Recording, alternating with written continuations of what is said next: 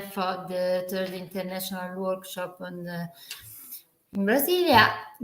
Today we talk about the development, environmental regulation, and the fiscal policy. In particular, we analyze the role of the environmental regulation and the fiscal policy for the economic development.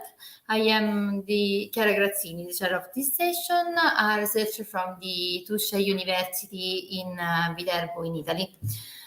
The first presentation is my presentation. Can you share the screen? Okay. Today I am presenting the article entitled "The Impact of the Environmental Regulation on the Green International Competitiveness, an Export Gap Model for the OECD Country," realized in collaboration with my co-author Andrea Fabrizi, Giulio Guerini, and Valentina Meliciani. Before presenting the empirical work, I would like to describe briefly the conceptual framework of the paper related to the link between the green regulation, innovation, international competitiveness. The most important issue of the current era is represented by the income distribution and environmental degradation, shifting the attention of the academic throughout the correlation between socio-economic inequalities and environmental sustainability. In particular, when we consider the ecological transition, although its environmental benefits, the ecological transition could reinforce socio-economic inequalities between North and South, rich and poor, and in particular the inequalities related to the innovation path or the technological capabilities. So to avoid this negative effect, the ecological transition must be based on the ecological structural change and the ecological technological progress. In particular, in this way, we want to analyze the international competitiveness of a country that depends on its relative technological gap against its competitor, because the technological asymmetry allows the country to lead to the introduction of new products and innovative processes and to drive the international competitiveness. In particular, Foss identified the existence of a virtuous cycle between innovation, regulation, and international competitiveness, because in particular, when we consider the environmental improvement, they can lead to a more efficient process and productivity, and they can enhance international competitiveness. But at the same time, the environmental innovation can represent an essential driver of the green competitiveness, and characterized by higher complexity and multidisciplinary respect to the traditional ones. So this represents an essential barrier for the small and medium entrepreneur at the European level, also at the global level. And when we consider the driver of the green innovation, because technological passion and market pull factor could not represent essential driver of the green innovation, the environmental regulation would represent a key tools to sustain the social and sustainable development. In the traditional approach, the environmental protection is considered an additional cost to firms, eroding their profitability and competitiveness, and the environmental regulation represent another causes of the increasing cost and the loss of competitiveness, because forces firms to shift input such as labor or capital to the reduction of the pollution intensity. On the contrary, Parter and van der Linde in 1995 say that a well-designed environmental regulation can improve firm performance, stimulating the diffusion of the innovation. So they introduce a new paradigm for international competitiveness based on a dynamic model centered on the innovation. And they introduce 3 different versions of their hypotheses. And particularly we focus on the strong version that imposes that environmental regulation can improve international competitiveness, stimulating the innovation capabilities of firms. In particular, if you consider the relation between the partner hypothesis and international trade, first, one of the first work to analyze the impact of the environmental regulation on the competitiveness is the work of Costantini and Mazzanti, published in 2011, according to the strong version, identified as environmental policy can promote green exports, stimulating the environmental innovations.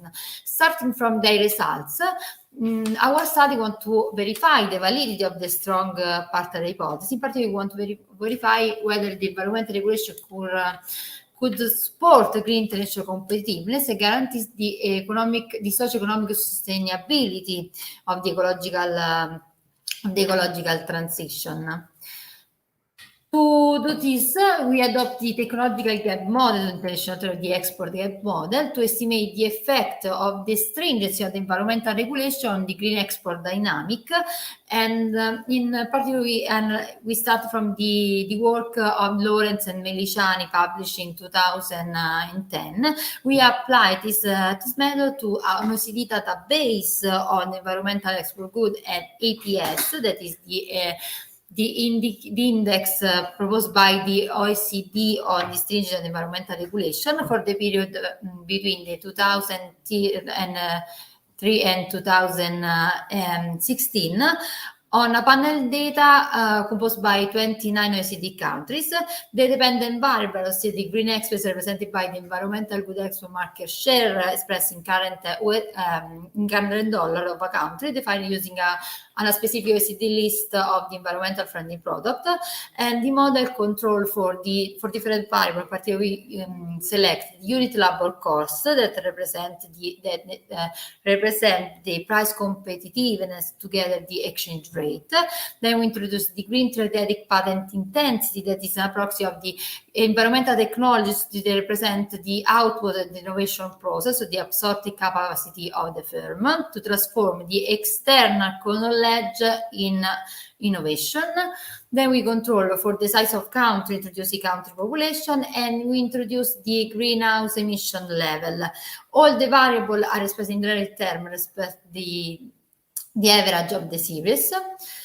And the core variable is to analyze the impact of the environmental regulation of the international competitiveness, represented by the OECD Environmental Policy Stringency Index, proposed by the OECD in 2014.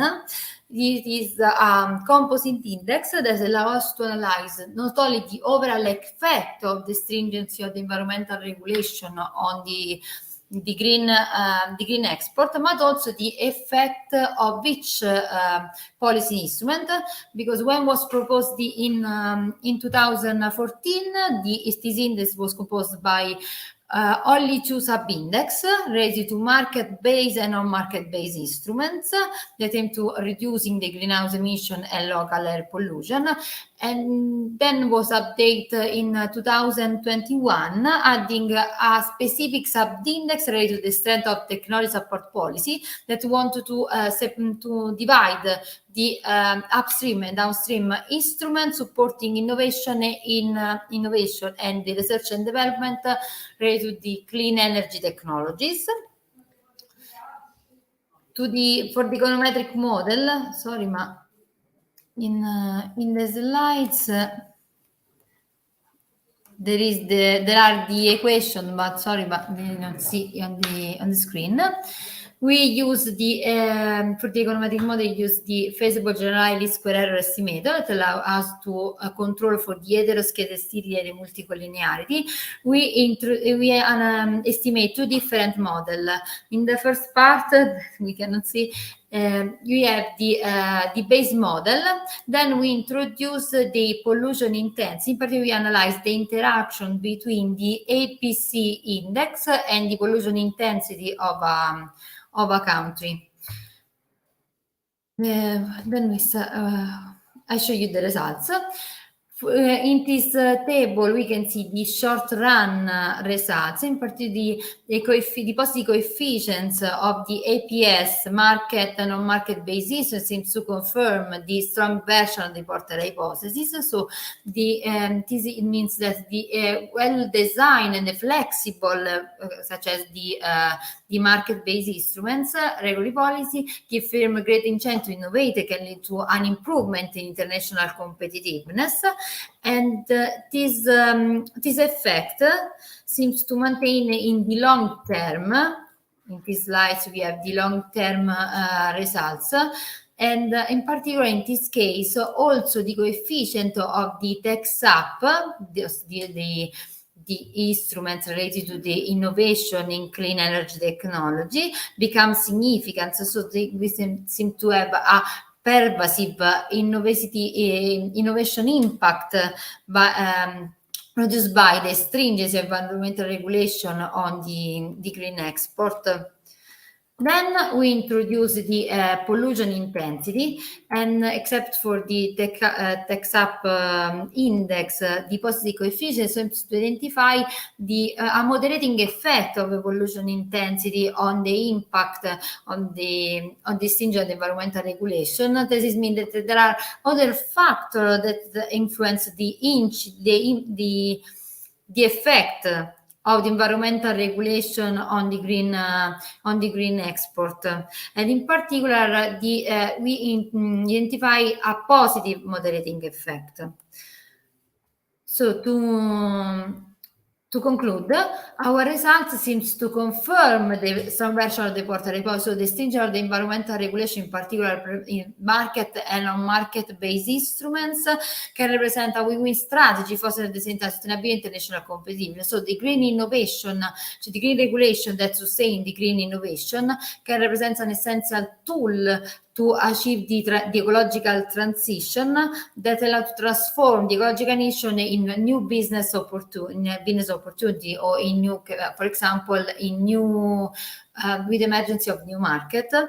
And we identify a moderating effect of pollution intensity, so the impact or the positive effect on the stringency of the environmental regulation on the green export seems to have a more specific effect for the more polluting firms, because they have more opportunity to reduce in effect, have greater possibility to benefit from the environmental regulation. But the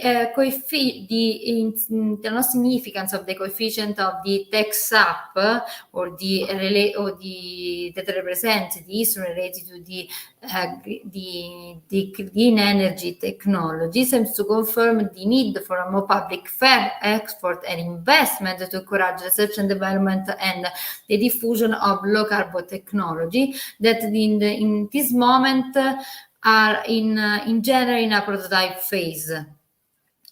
For the future, we want to analyze the joint effect of the eco-open innovation and the stringent environmental regulation, because as I said in the first slide, the environmental innovation are a key driver to achieve the ecological transition. Ecological transition require a structural change based on the introduction of new technology, but they are characterized by a high complexity that represent an obstacle for the medium and the small and medium entrepreneur. And one possibility to overcome this barrier represented by the open eco innovation, the participation in international research network. So we want to analyze the possible joint effect. If we want to analyze if the participation this participation can help the firms to support to satisfy the stringency of the environmental regulation. Thank you. Thank you for the attention. There are questions from the room. Chiara, I'm not environment specialist, but I like your presentation, your paper. It's an important issue now, in Brazil mainly. And only question is about the variable, the variables you use and in your model. You have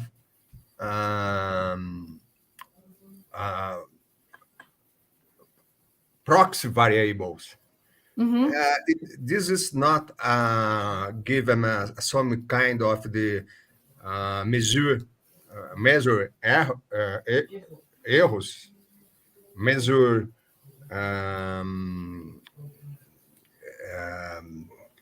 this kind of the proxy variables that don't affect your model in terms of consistency of the estimator. This is a typical problem when you use proxy variables, because you have problems and metric this cause as problems in efficiency and the test of the model. You control, you can you will control this effect in the model, because this problem called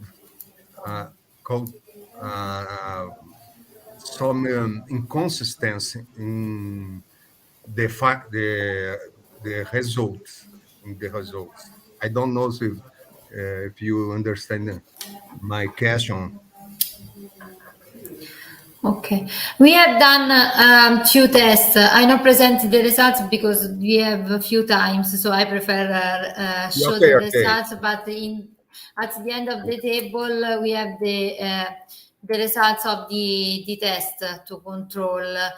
The problem we have proxy in particular when we analyze the environmental regulation. In this moment, we not have specific data or attention to the environmental regulation, because each country have different policy instruments. So we have decided to use the APC index or OECD, that is a proxy for the a general proxy for the stringency, so the incidence of the severity, the severity of the environmental regulation, that allow to make the comparative analysis. We cannot select specific instruments because are different in each state, in each country. For example, we want to introduce other variable, for example, related to the complexity index, that allow to control for the knowledge stock of country, and to control for the possible effect. And then we have tried to use instead of the GLS, the GMM, but we have few observations because the analysis at the country level. And we prefer to use the GLS. Thank you. Thank you for the question. There are other questions from the room? No. Okay, we can move to the presentation of Luis.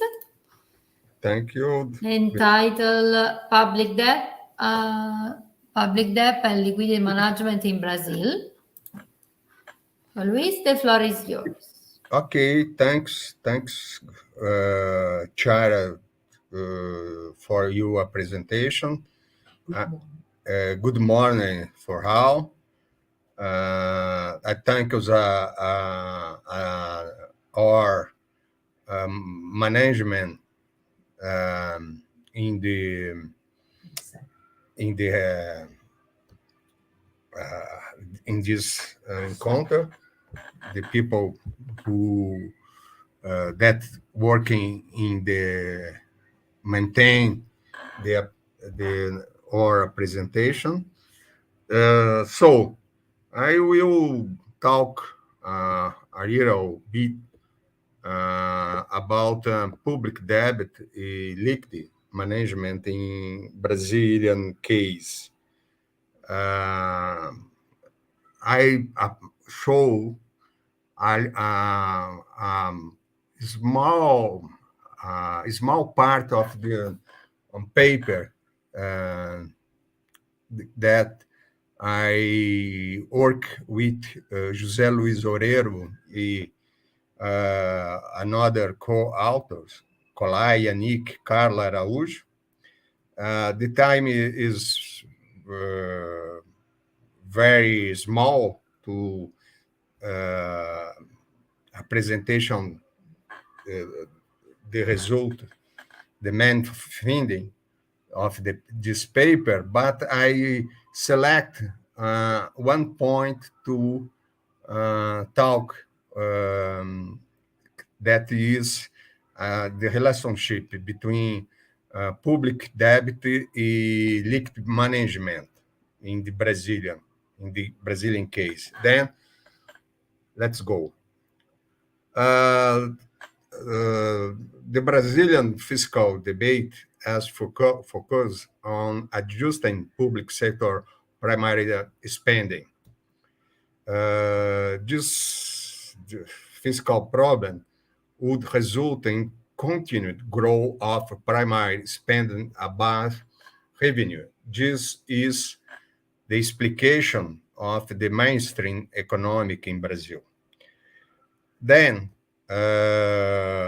in this view, the growth of primary spending would be determined by the expansion of social wealth, by the Brazilian social welfare state. For example, social security benefits, cash transfer programs, public health spending, and civil servant wage, among another. Then, this kind of approach to Brazilian fiscal problem will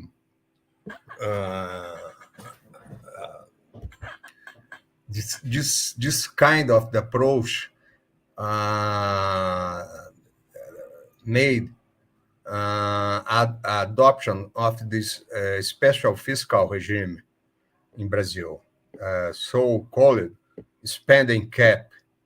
This fiscal regime limited the growth of primary government spending. In this approach, in this special regime, the real growth of the central government primary spend freezing for 10 years at least, 10 years of last. Then the problem in this approach of the Brazilian fiscal problem there is that approach forget the important problem of the Brazilian spending on debt interest, because we have a big, huge stock of the debt, public debt.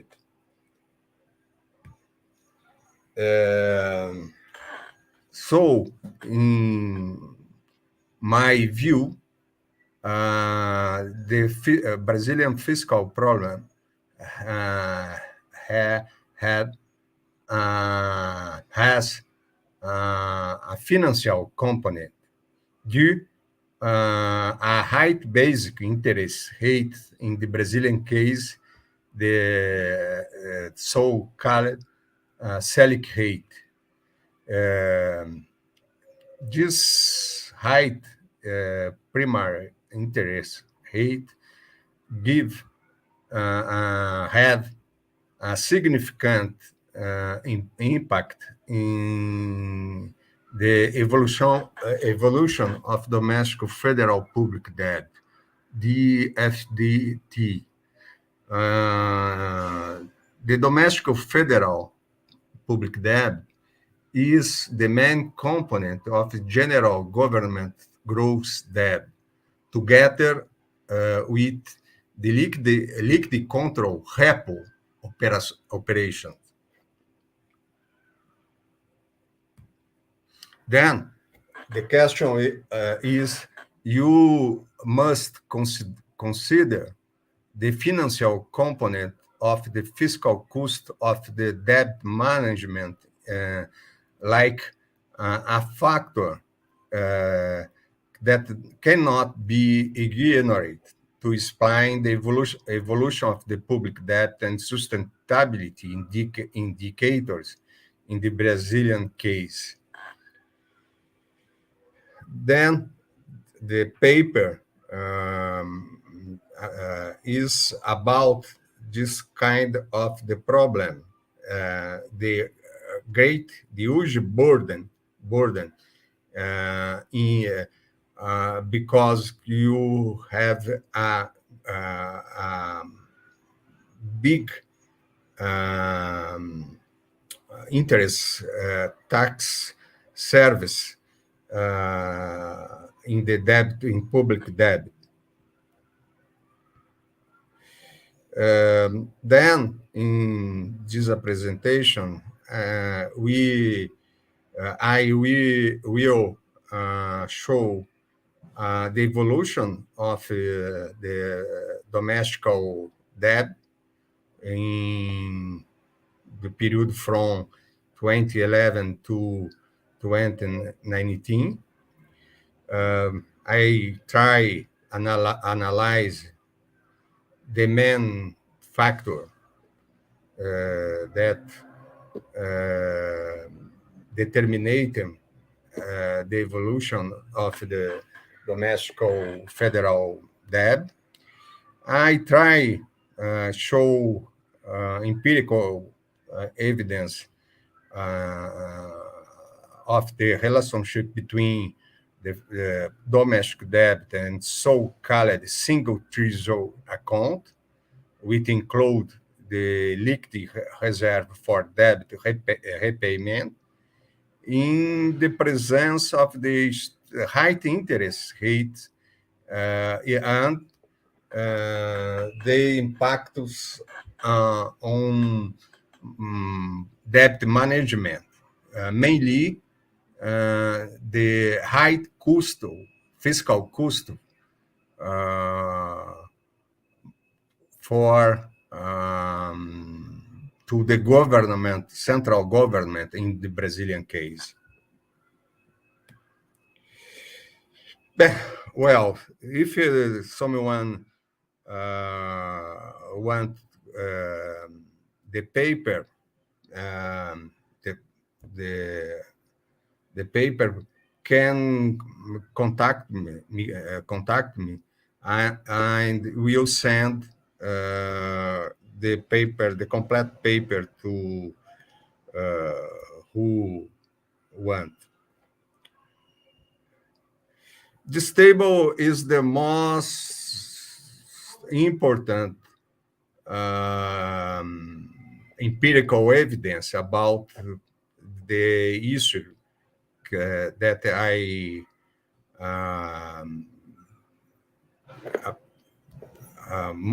shows in this presentation.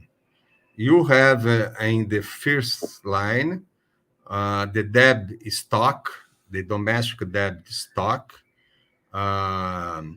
You can see the great evolution of this stock is in 2019. The stock between these years, the stock grow about 2 trillion reais, 2 trillion of reais. You can see in this table the nominal increase is very important growth of the debt stock in the second line. And you can see too the bond issues in these years, and the bond redemption in this same period. And very important evidence, the interest rate service in these years is when you consider the bonds issues, the bonds redemptions, you can see all the time the tendency is the growth of the interest rate service like an important factor to grow of the debt stock. It's a particularity of the Brazilian case. The height, the huge interest rate service, like how a factor to increase the debt stock. That's a problem to management the public debt in Brazilian case. The whole of this service, interest rate service, to contribute to instabilization the management of the public debt. Then the main evidence, if you can analyze the table 1, the debt, domestic debt stock shows a variation of 1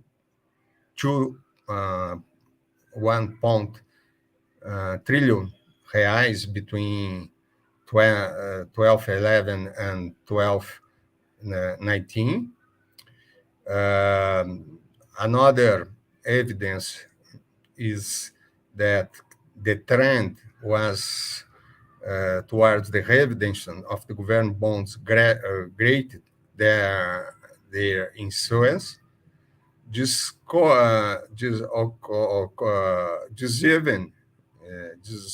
even from 2014, when the central government began to show primary deficits, and then the dominant factor is the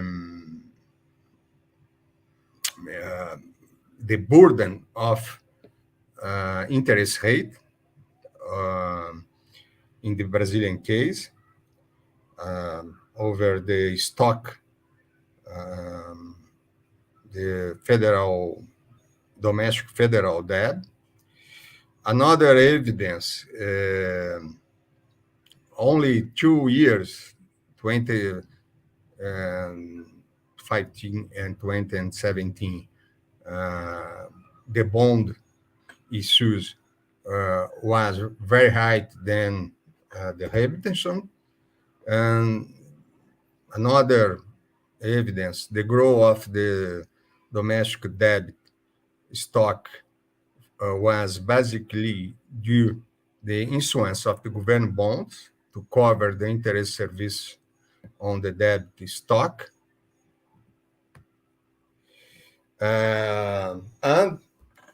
the domestic debt interest serves as a way exceded the difference between issues and redemption, even in the years when the new balance of the redemption was positive. It's a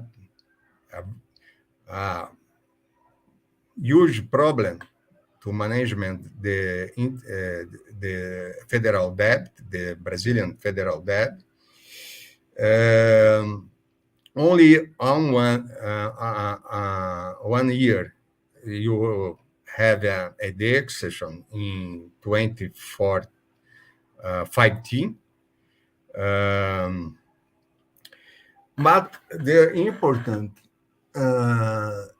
is another paradoxical evidence is the single treasury account that is the reserve liquid to repayment the debt grow, have a huge growth in this time. This deposit grew by almost 1 trillion the reais between 2011 and 2019. Is very strange evidence because you use the unique account to redemption bonds in the market, in the financial market. This evidence put a question: why the growth of recourse deposited in the single treasury account were not used to accelerate the redemption of the public bonds in the market?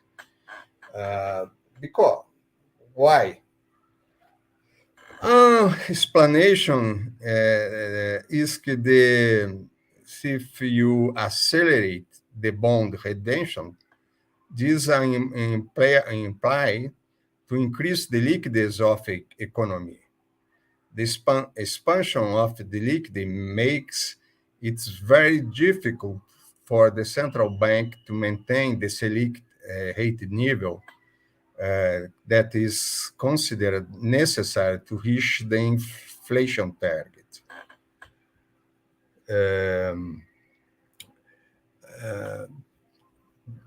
Why? Because you increase the redemption of the bonds in the market, the public bonds in the market, this increase the bonds, increase the money in the market.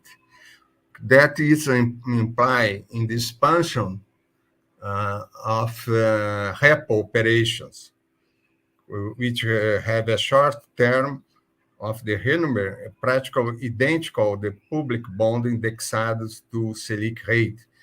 The Brazilian case have a lot of the special institutional arrangement that is you don't see in another country in the world. It's very particular institutional factors in the management of the public debt. Then, for the management of the debt, federal debt in Brazil,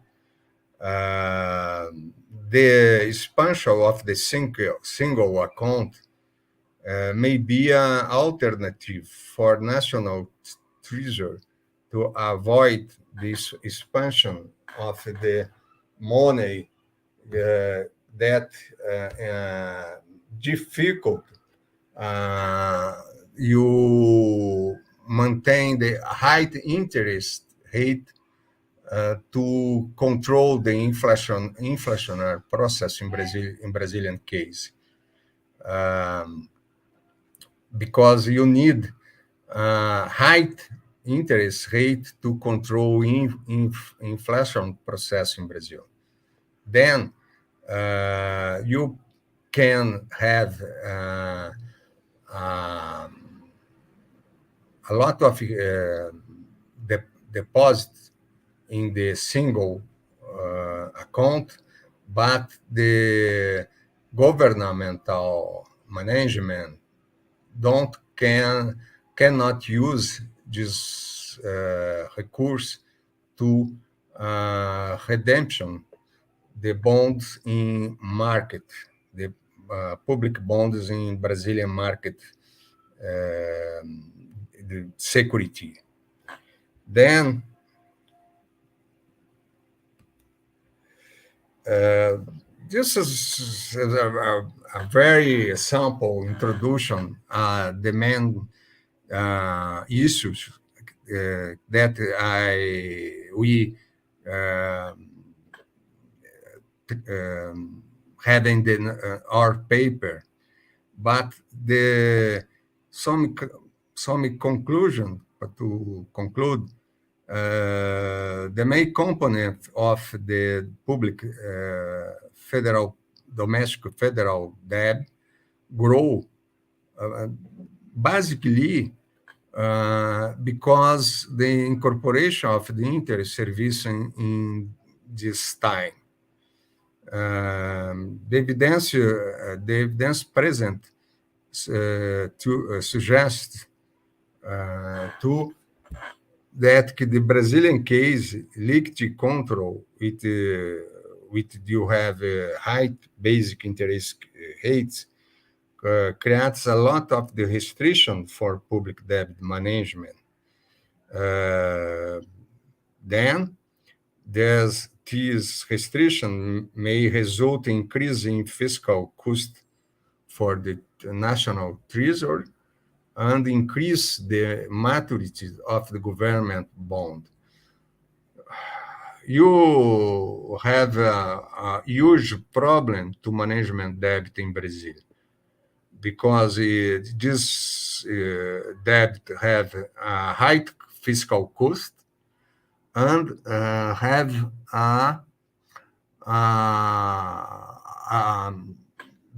the time this bond in the time the maturities of the government bond is very short. Then this is for my view is the main problem to Brazilian grow in the short run. That's you must do some kind of the public monetary policy to and reform institutional structure of the Brazilian public bonds in the next years, if you can grow the income in this country, in our country. That's it. I beg a pardon to my English, but that's it. Chiara. Thank you, Luisa, for the presentation. I'm sorry. Thank you. The time is good. We have time. No problem. Sorry for in this session we have only 2 presentations because the first speaker had a problem and could not participate to this session. Luis, thank you for the presentation. Okay. There are questions from the room.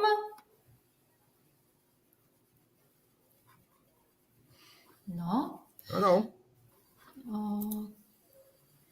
No, I'm not an expert in fiscal policy and on the Brazilian case. I want to ask you, what are for you the possible solution or an alternative monetary policy to control the growth of the public debt in Brazil? But you must do a reform. Do you have some kind of the institutional structure in Brazil? This have effect in grow the fiscal cost of the management, the debt management. One as example, you have in Brazil a bond that is indexed to basic interest rate, Selic. Then you management the monetary policy to, for example, to control the inflationary process. This have a direct impact in the fiscal cost of the debt, the public debt in Brazil. Is this kind of the bond there is not in another country. Another country don't have this kind of the bond. This is you need finish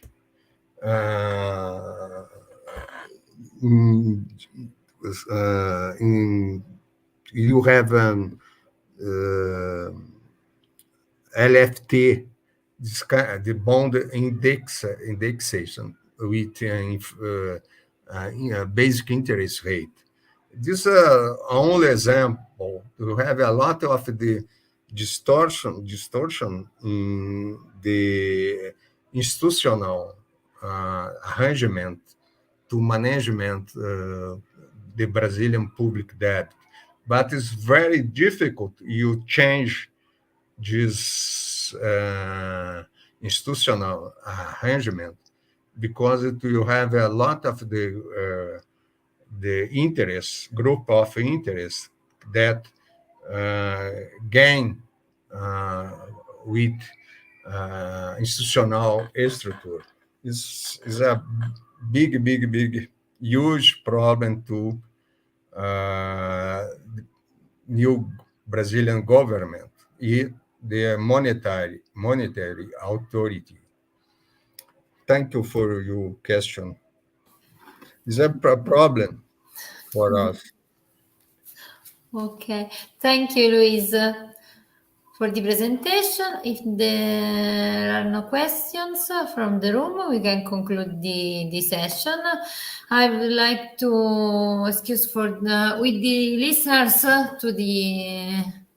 for the absence of the first presentation. I would like to, and I thank you for the attention. Thank you. Thank you, Luis. Thank you, Tiara. Thank you for to be sharing this section. I hope to stay with you in another section. It's very different issues now that we a presentation, no? Fiscal problem and environmental problem, but it's very linked problem. No, yeah, you have a lot of it's have a link, important link. This question your presentation is very important to Brazil now because the environment problem is a great question to national in Brazil, international problem. You now you have studied this question. Your paper helped us to study the environment problem in Brazil. Your method, econometric method, very interesting. Thank you. Thank you, Luis. Okay, we can conclude. Thank you for the attention. Thank you for